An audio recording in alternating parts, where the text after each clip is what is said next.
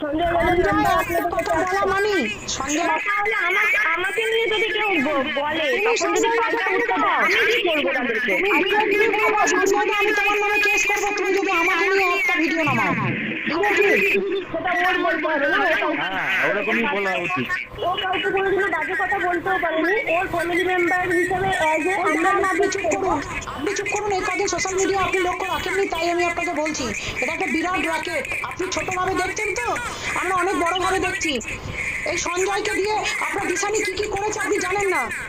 আমি এটুকু বলতে পারি, দিশানি যদি সঞ্জয়কে ডেকে বলে যে তোমার বিরুদ্ধে আমি কেস করবো, তাহলে কিন্তু সবাই চুপ করে যাবে।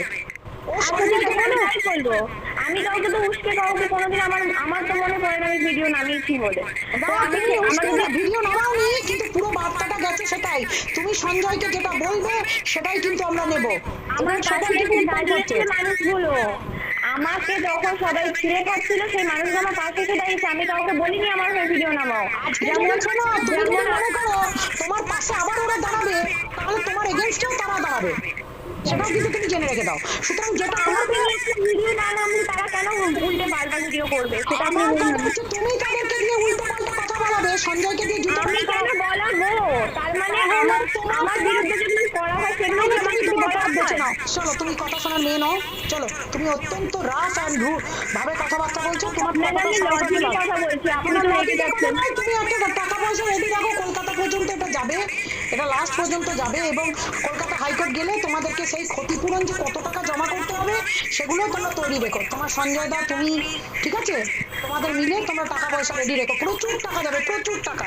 কারণ এটা তো একটা ছোটখাটো ম্যাটারে তোমরা নেই, তুমি টানা চালিয়ে যাবে। তুমি চাইছোই না, তুমি আমার কাছে কোনো সলিউশনই চাও না, তুমি চাও এটাকে ওই লেভেল পর্যন্ত। এতক্ষণ কথা বলার পর আপনার মনে হয় আমি কোনো সলিউশন চাই না? বলছো না, তোমাকে তো আমি একটা কথা বললাম, তুমি যাদেরকে দিয়ে নামিয়েছো তার মেন পান্ডা যেমন সঞ্জয়, তেমনি সঞ্জয়কে তুমি যেমন আমার কোনো ভিডিও বানাতে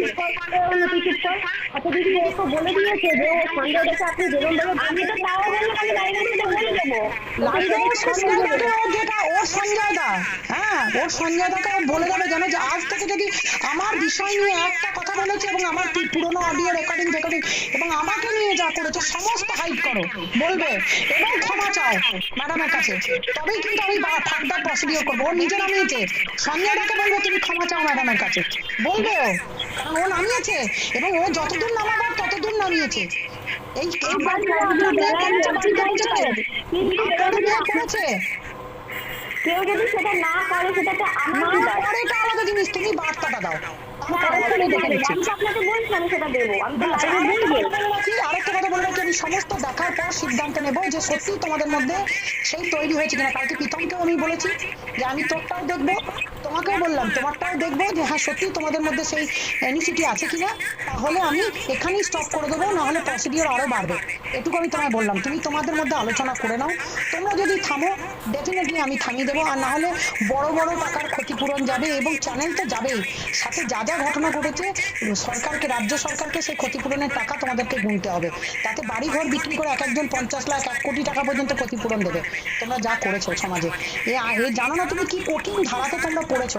তোমরা একবার সাইবার ক্রাইম লটা করে নাও, ঠিক আছে, এবং সুপ্রিম কোর্ট পর্যন্ত এই লড়াই যাবে, কারণ আমি নিয়ে যাবো এটাকে। কারণ আমি যখন যেটা ধরি সেটা নির্মূল করেই ছাড়ি, তুমি জানো না সেটা। তোমাদের আমার কথার মধ্যে তখন তোমরা বুঝতে পারোনি, এটা তুমি রেকর্ড করে রাখো। আমি সুপ্রিম কোর্ট পর্যন্ত নিয়ে যাবো, কারণ যা যা জিনিস সমাজে স্প্রেড হয়েছে এবং যেভাবে মানুষ একত্রিত হয়েছে সেই জায়গা পর্যন্ত নিয়ে যাব। তার জন্য তুমিই পারো একমাত্র সেটাকে বন্ধ করতে, এবং সেটার জন্য তোমার যা যা করণীয় নিজেদের মধ্যে আলোচনা করে সেটাকে থামাও। ডেফিনেটলি ওয়াইটি শান্ত হয়ে যাবে, সবকিছু শান্ত হয়ে যাবে, এখানের মধ্যেই থেমে যাবে ব্যাপারটা।